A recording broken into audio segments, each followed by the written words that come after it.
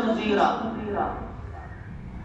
اور پھر اللہ تبارک و تعالیٰ نے بتلا بھی دیا کہ ہمیں اپنے مال کو کہاں خرچ کرنے چاہیے. اللہ کے نبی صلی اللہ علیہ وسلم کے پاس ایک شخص آیا کسی ضرورت کے لیے, تو اللہ کے نبی صلی اللہ علیہ وسلم نے اس سے کہا کہ جاؤ عثمان کے پاس چلے جاؤ اور اس سے کہنا کہ اللہ کے رسول نے مجھے آپ کے پاس بھیجا ہے. وہ شخص جب حضرت عثمان رضی اللہ عنہ کے گھر پر پہنچا اور جیسے ہی وہ کنڈی کھٹکھٹانے والا تھا, اس نے جیسے ہی کنڈی پکڑی تو اندر سے آواز آئی.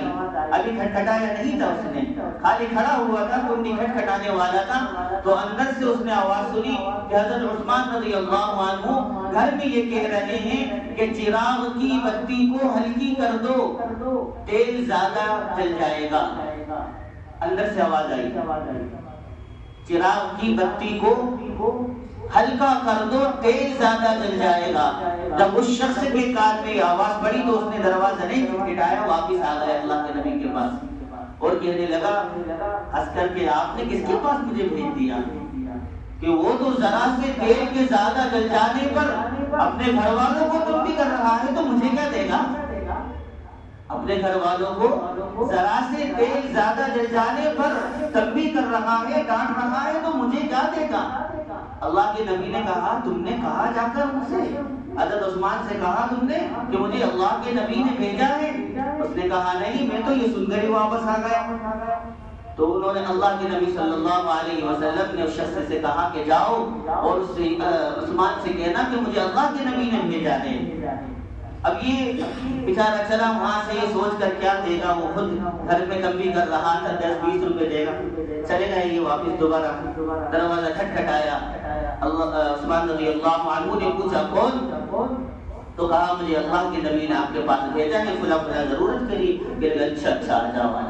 اس کو اندر بلایا اور چادر بچھوائی, غلام سے کہا یہ بھی لے کے آؤ, یہ بھی لے کے آؤ, یہ مال بھی لے کے آؤ, وہ مال بھی لے کے آؤ. ڈھیر لگا دیا چادر کے اوپر, اتنا مال دیا کہ وہ جو چادر تھی اس کو باندھنے لگے تو وہ بنی نہیں گئی, اتنا مال دیا. اور ساتھ میں غلام سے یہ بھی کہا کہ جاؤ اونٹ لے کر آؤ اور اونٹ کے اوپر اس پوٹلی کو رکھ دو, اس گٹری کو اس کے اوپر رکھ دو. جب غلام نے اس گٹری کو, اس پوٹلی کو اس کے اوپر رکھ دیا, تو اب یہ شخص اس کے چہرے کو دیکھ رہا ہے کہ یہ جو اندر اپنے گھر والوں کو تنبیہ کر رہا تھا یہی عثمان ہے یا یہ اور کوئی ہے. اگر وہ عثمان ہے تو یہ عثمان نہیں ہے, اور اگر یہ عثمان ہے تو وہ اندر عثمان نہیں. تو وہ شخص بڑی سردہ نگاہ سے ان کو دیکھنے لگا. تو حضرت عثمان رضی اللہ عنہ نے سمجھا کہ شاید کہ میں نے اس کو مال کم دیا, اس وجہ سے مجھے قریب سے دیکھ رہا ہے. تو حضرت عثمان رضی اللہ عنہ نے اس سے کہا کہ بھائی گھبراؤ نہیں, ابھی اتنا مال ہے, یہ لے جاؤ, تھوڑے دن کے بعد میرا قافلہ آنے والا ہے, تجارت کا مال آنے والا ہے, میں اور دے دوں گا, میرے پاس آ جانا. اس نے کہا نہیں, میں یہ سوچ رہا تھا کہ ابھی جو اندر تنبیہ کر رہے تھے وہ آپ ہی تھے یا کوئی اور تھا. تو انہوں نے کہا نہیں, وہ بھی میں ہی تھا اور یہاں بھی میں ہی ہوں. وہ میں اس لیے تنبیہ کر رہا تھا اس کے اوپر کہ چراغ میں جو بتی جل رہی تھی اس میں تیل زیادہ جل جائے گا, اس لیے میں اس کو منع کر رہا تھا کہ کل قیامت کے دن مجھے اس چیز کا حساب دینا ہے. کل قیامت کے دن اس چیز کا مجھے امتحان دینا ہے, اور جو مال میں نے تمہیں دیا ہے یہ میرا اللہ کے خزانے میں جمع ہو گیا. جو مال میں نے تجھے دیا ہے اس کا حساب نہیں دینا, یہ اللہ کے خزانے میں جمع ہو گیا. تو اس طریقے سے یہ بات سمجھ میں آئی کہ کس طریقے سے انہوں نے وہاں پر احتیاط کیا اور یہاں کس طریقے سے سخاوت کی. تو ہمیں احتیاط اس طریقے سے کرنا چاہیے اور سخاوت اس طریقے سے کرنا چاہیے جس طریقے سے حضرت عثمان رضی اللہ عنہ نے کر کے دکھایا. آج ہم اتنی سخاوت کرتے ہیں کہ وہ اسراف پر پہنچ جاتی ہے, فضول خرچی پر پہنچ جاتی ہے, اور ہم اس کو بڑے شوق سے سخاوت سمجھتے ہیں. اور وہ کس لیے ہوتا ہے؟ اپنے نام و نمود کے لیے. ارے فلاں شادی میں اتنا خرچہ کرا, یہ وہ فلانا, اپنی نام اونچی کرنے کے لیے کہ خاندان میں میری نام اونچی ہو جائے. یہ سخاوت نہیں, یہ اسراف ہے. اس کو سخاوت نہ سمجھیے, یہ اسراف ہے, یہ فضول خرچی ہے. اور احتیاط میں ہم اتنا احتیاط کرتے ہیں کہ بخل پر پہنچ جاتے ہیں، کنجوسی پر پہنچ جاتے ہیں.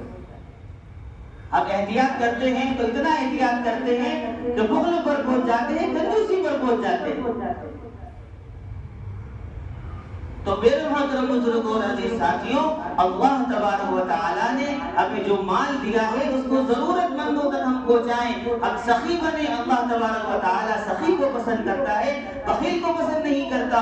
دنیا کے اندر جتنے بھی رہنے والے انسان ہیں، اگر اللہ کو کوئی ناپسند ہے تو وہ کنجوس بخیل ہے. بخیل کی اللہ سے دوستی نہیں بنتی اور سخی کی اللہ سے دوستی ٹوٹتی نہیں. سخاوت کرنے والے کو، سخی کو اللہ تعالیٰ پسند کرتا ہے.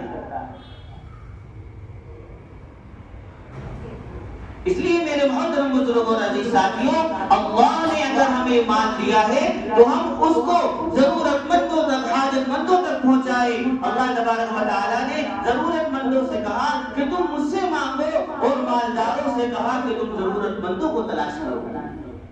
اللہ تبارک و تعالیٰ نے ضرورت مندوں سے کہا کہ تم مجھ سے مانگو اور مال والوں سے کہا کہ تم ضرورت مندوں کو تلاش کرو اور ان کے کام آؤ. اگر کوئی ضرورت مند ہے تو ہمیں اس کے کام آنا چاہیے. کوئی پریشان حال ہے تو ہمیں اس کے کام آنا چاہیے.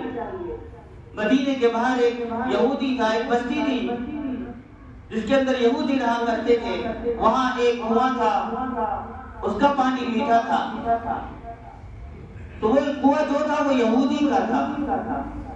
تو جب مسلمان اس میں پانی بھرنے کے لیے آتے تو وہ یہودی ان کو پانی نہیں دیتا تھا، اور اگر پانی دیتا تھا تو اس سے ان سے زیادہ قیمت وصول کرتا تھا، پیسوں میں دیتا تھا.